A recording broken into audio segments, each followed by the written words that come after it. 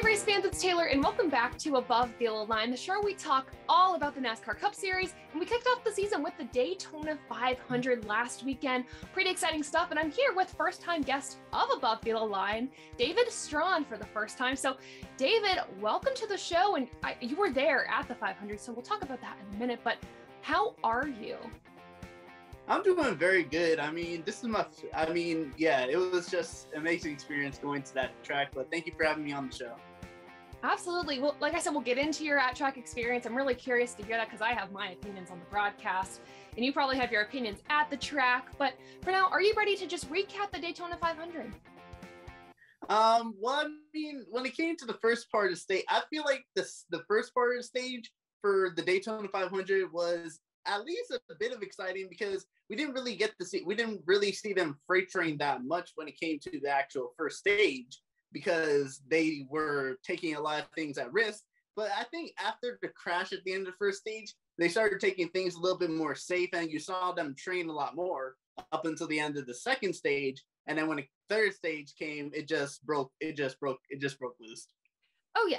The end of the third stage is something that first off, for me personally, we'll get to our ratings a little later, but some of the best racing I've seen at Daytona in a few years. And we had Martin Truex Jr. winning stage 1, Martin Truex Jr. winning stage 2. And that was a pattern this weekend, even with the Truck Series and the Xfinity Series. But as we know, if you sweep the stages at Daytona, you're not going to win the race. Rookie Austin Cindric ended up winning the Daytona 500. Ryan Blaney kind of pushed him to victory there, and Bubba Wallace with a really close second. The rest of your top 5 is Chase Briscoe, Ryan Blaney in 4th, and then 5, Eric Almirola. Pretty interesting mix in the top 5. But talking about that finish, David, what did you see at the track? What was your reaction first off? Well, when it came to my actual reaction at the track, it was just overall excitement, and it's just like awesome racing to see, like considering they were going 3 wide, and we haven't really seen this type of racing in the past couple of years. And with obviously this being a new car, the NASCAR Next Gen car, it was a pretty good way to end this first race for Daytona 500. But I honestly gotta say, I feel for Ryan Blaney because I gotta say this. He pushed Austin Cindric to the win, and Austin Cindric, we'll get into that later. Absolutely. And you all remember the conversation last year after the Brad and Joey wreck at the 500. Mr. Penske was not happy that teammates took each other out. So I was curious if that kind of played a part in Ryan Blaney's decision to not make any moves. I think Cindric kind of pinched Blaney into the wall there in the final turn. I don't know if it was intentional, but obviously eyes on the prize. I know Cindric said in an interview post-race, like he didn't regret what he did. But no, that's a loyal teammate right there. So, if you want a teammate behind you at the Daytona 500, I think Ryan Blaney's your guy. I would at least have to say. And then looking at our points, at least for the 500. So this year we're doing race picks for Above the Yellow Line again. We did them last season for the playoffs, but we're doing this for the entire year this year. There's 4 of us that are doing them for the entire season. It's myself, Adam Lucas, Dom Joseph, and Brandon Lowe is going to be joining the race picks all season long. So here are how the points shook out. I ended up winning. Shocker. I never really win these things, as you guys know from last season, but I got 4 points. I am so bad at race picks and I jinx them all the time. But this year my lineup was a little too perfect, which is a little scary for the rest of the season. But I came away with 4 points. Brandon came away with 3 points with Alex Bowman as his race pick.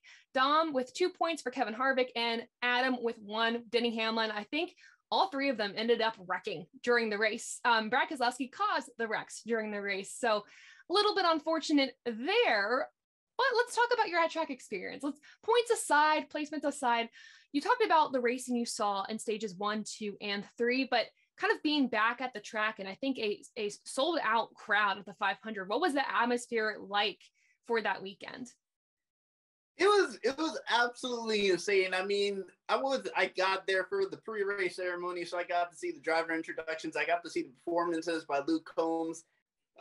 But yeah, the crowd was really hyped for this because I was sitting right there, I think in between the start finish line and turn number 1. So I got to see a pretty good majority action, and yeah, the crowd was definitely up for it.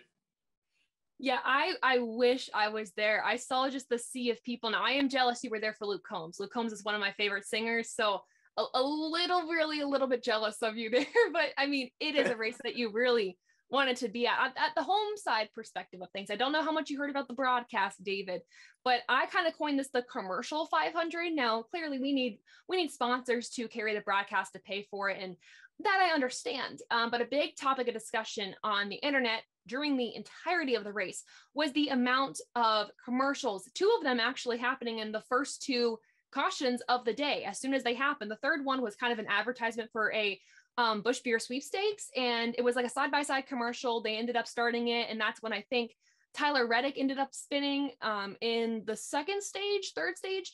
And then they cut it off and they kind of learned from their mistakes. But oh my gosh, the commercials need to not stop because we need funding for the sport, but we need something better. And David, I don't know if you had experience with this last year or a frustration with all the commercials last season, as I know this is kind of carried over, but what would you like to see in the future for the broadcasting side of things regarding these commercials? When it comes to the commercial side, even though it does make the sport money, I would love to see a lot more or less type of things. And if I had to really say, like, when it comes to like racing in general, I would do it kind of the way that Formula One does their commercials, because they rarely have few commercials, because they mostly keep attention on the racing. And if something were to happen, they cut the commercial break and head straight back into the race. But yeah, I just want to see more. I just want to see less commercials than during the races, so we can see more on the action. Unless it's a train race, like they're going single file. See, that's when you want a commercial, because we don't want to watch train racing for like 30 laps, 40 laps. We want to watch all the action and the excitement. And obviously we can't predict when the accidents are going to happen. They just so happen to be perfectly placed when the commercial break would be. But that's one issue I had this weekend. And we're going to talk about some more issues here with the next gen car. Obviously, at the beginning of the season, everyone is preaching patience here. But there are 3 main issues I think we've seen either consistently or we just noticed this weekend. And when those are tires, flips, and transaxle issues. The transaxle issues I'm not going to touch on for today, but I want to talk about the flips and the tires. We saw tires go down or tires not stay on the cars too many times for my taste during this 500 race. And I wanted to ask you, David, when you saw that on the track, first off, what was your reaction? And second, how do you feel about the single lug nut after we've seen at least 2 cars totally lose their tires? I honestly gotta say, when it comes to the single nut type of thing, I honestly feel that's the machinery that they use, because I've watched Formula One before. I've been a fan of Formula One for many times, and they use one lug nut, and we haven't really seen that many issues when it comes to that. So maybe it's just the type of gun that they use to screw in the tire. But I did not expect to see cautions come from that many times, because I believe the first caution came from Kaz Grala losing a tire, and I didn't even notice that until now. And I think the second caution I saw happened on the front straightaway. I forgot who lost the tire, but it went into the main part of the tire went into the first part of the straightaway into turn number 1, and then the rest of the tire came off later around the back straightaway. Yeah, and it's not a good sight. And we also saw when tires would go down on the cars, there was no limping it back to pit road. You were stuck. You could not drive the car. And that's probably a downside of the bigger tires, is that's a much more, I don't know, I'm not a scientist, but I guess more surface area you got to cover with those tires. So when they're down, you can't really flip them around, and it's bad. It's bad. But the thing I really wanted to touch on here that is a big concern of mine, at least, cars are going to flip. We can't stop cars from flipping, but the ease of which these cars tended to flip on this track. We saw a horrific crash with Myatt Snider in the Xfinity Series. Luckily, he is okay. We saw some pretty horrific things in the Cup Series too. Truck Series, I'm not remembering if cars flipped or not at the moment, but I know the Cup Series, we saw some scary flips. One with Harrison Burton in particular, and he went out of the car fine. I always say on the show, David, we are not mechanics. We don't know what we're doing when building cars. But I mean, flipping is a big issue that NASCAR has wanted to fix, and I don't know what else they can do. But from your perspective at the track, I wanted to ask you kind of the atmosphere when that flip happened. Kind of what was the crowd reaction? What was your reaction? And then also kind of the relief of hearing that, the drivers are okay, because I've never been on a track when that's happened. So I was really curious what that kind of felt like. Well, the crowd was actually shocked when they came to that because a lot of people weren't expecting the car to go over that easily, and it went over pretty easily. I haven't seen that easy of a flip in a while at a super speedway track, but being at the track and seeing the crowd just hearing that experience and just they were shocked. They were shocked when Harrison Burton flipped over because I did not even expect that too. But I was very happy to hear that Harrison Burton was okay and that he got to walk away from the crash. Yeah, it was scary. I don't know, like I said, I don't know what else NASCAR can do to like prevent this, to help this, but I know they're going to be studying the cars that flipped over the weekend, and they're going to see what changes that can be made, what safety features. But I think what's pretty incredible is, at least for Maya Snyder's car that I saw after the crash, was everything that was surrounding him protected him pretty perfectly. That part of the car was not damaged. It was everything around it that was pretty not there anymore, non-existent. The engine came and flew from the car. So it's a testament to NASCAR's safety advancements over the years for sure. There's always more that can be done. But again, you don't know. So I guess we'll see for our next Super Speedway race what that brings. But now it's time to do a new segment here on Above the Line. I was like, what can we do to spice up 2022? So here's what we're going to do. We're going to choose an Above the Line MVP of the week, talking about winners and losers, who won this weekend, who lost this weekend. It doesn't necessarily have to be the winner, Austin Cindric, even though, he could be a good pick, but it also doesn't have to be the guy that crashed out. It can be either or. So, David, I'm going to throw it to you, starting with the loser of the week. Who really lost out this week? When it came to the loser of this week, I gotta give it, and I hate to say this because I'm a big fan of him, but he got his race ended early. I'm gonna have to say William Byron. Okay, why? Why William Byron?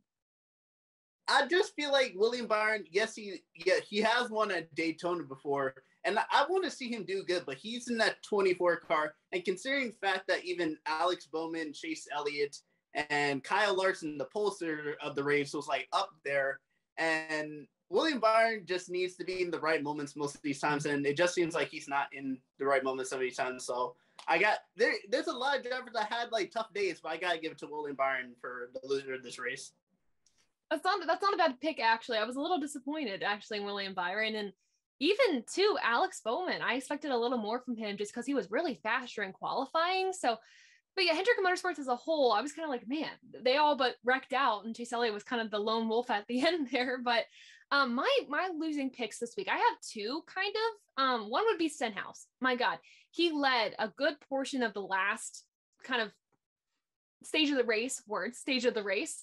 And he set himself up for a really good finish of the race, and unfortunately just kind of got turned out. And for me, that's why he lost out. He was doing so well and then didn't all of a sudden. It was so disappointing, and I feel for his team just because I felt like he could have finally kind of pulled something together. My second losing choice for me would be Brad Keselowski. He caused a lot of wrecks this weekend. Don't get me wrong, he did, and maybe, I don't know, but like he was so close to the end, just couldn't get there. And I think Chase Briscoe was in front of him on the final lap, and Chase Briscoe couldn't really get linked up to Ryan Blaney, and it all just kind of fell apart there. But yeah, Keselowski made enemies, and it didn't seem to play out for him very well there. But now the time has come for our MVP of the week.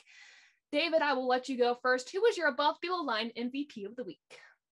My above the line MVP of this week, Stage 1, Stage 2, 13th place in the race, Martin Truex Jr., because I've never seen Martin Truex Jr. do that well on super speedways that much, but he was battling up front a lot of the times during this race and did not get the top 10, but he's definitely my MVP for this race after a 13th place finish. For my MVP, I have to go with, this might be a little bit of an obvious choice here, but I actually went with Bubba Wallace. He is so good at these super speedways. He led much of stage 3, and I just saw maturity from him. There's some blocks that he could have made during the race, but he didn't. And for me, last season, I think he probably would have, and it would have cost him the race, but he showed a lot of patience. He saved his car for when it mattered. And, there were some times where, I felt like he could have moved. He didn't. Patience. He stuck with Kyle Busch. That shows a lot of trust in his fellow Toyota teammates. And he ended up finishing second in the Great American Race. Obviously, you don't want to finish second more than twice probably in your career at Daytona, knowing you were this close to winning it. And he was so close to winning the Daytona 500. But I think his team has something to be proud of. And so does Bubba Wallace. But now let's close out our recap of the Daytona 500 with our race ratings above or below the yellow line. If you're new here, here is how this works. We have a line type of scale. We have 100 and 0. 50 is on the line. If you're on 50% rating this race, that means this race was okay, kind of not middle of the road. Below the yellow line means this race was bad. Above it means it was a good race. Let's start with you, David. You were there at the track, maybe a little bit of a different perspective than us at home. Seeing what you saw, what would you rate this race and why? Well, when it came to my experience at the race, I gotta say it was a very good experience. Racing, besides the fact that in stage 2 they did start training, they started going one by one very much, and I didn't really want to see that because I wanted to see excitement, but I do understand considering it's a new car. But overall, I'd probably give this rating I'd probably say 81%. 81. Yeah. And yeah, that's just from the fact that it was a new next generation car. We did see some excitement in the first stage and the third stage. The only thing that really brought it down for me was the second stage and seeing that train. But overall, it was a very good race. So yeah, 81%. I'm very close to that. I would give it an 80%. This is the best Daytona 500 I have seen in my time as a fan. This is going on 7 years, I think. And I'm not a big fan of super speedways, but this was really good in the 3-wide racing. The three-wide racing was really good. The side-by-side racing in stage 3 was amazing, and it lasted for longer than I thought. So for that reason, I'm going to give the Daytona 500 an 80%. And that's going to wrap up our recap of the Daytona 500. Now let's go into our preview of the next race at Auto Club Speedway, the Wise Power 400, starting with track facts. The track length for Auto Club Speedway is 2 miles long. The race length is 200 laps or 400 miles. Stage 1 and Stage 2 are both 65 laps each, and the final stage is just 5 laps more with 70 laps. Now it's time to line up our odds, looking at the driver's stats to see where they stand for this weekend. Now, we didn't go to Auto Club Speedway in 2021 due to COVID restrictions in California, so we're going to skip that year, starting with the last driver to win at this track was Alex Bowman, getting his 2nd career victory. The active driver with the most track wins in this track is Kyle Busch with 4. The active driver with the best average finish at the track would be Kyle Busch, but Chase Elliott beats him out with a 9.40 finishing position. The team with the most track wins is Hendrick Motorsports with 11. And finally, the manufacturer with the most wins at Auto Club Speedway is Chevrolet with 15. Behind them is Ford with 11, then Toyota with 3. And because practice and qualifying are back, I felt it was only fair to hold off on our race picks until we saw how these drivers did during practice and qualifying. So instead, next week we're going to supplement it with a new segment called To Watch or To Worry, where we talk about 2 drivers that we're going to watch this weekend and 2 drivers that we're a little worried about this weekend. But for now, that is it for this episode of Above the Yellow Line, the show where we talk all about the NASCAR Cup Series. Make sure to watch the race this Sunday at Auto Club Speedway. And again, David, thank you so much for joining this episode of Above the Yellow Line. For those who want to know where you are outside the show, where can we find you on social media? Well, my Instagram is The Real DJS Official, and my YouTube channel is DJS Sports. So you can find me there, and that's really the most 2 things that you can find me on when it comes to that. Awesome. Well, guys, make sure to follow him there. Also, follow us here at Above the Yellow Line. We got Twitch, Instagram, Twitter, all those good places to find us and more Above the Yellow Line content. But before you do that, make sure you like and subscribe to this video. Share this with your friends and family. And guys, thank you so much for watching Above the Yellow Line. And until next time, we'll see ya. See ya.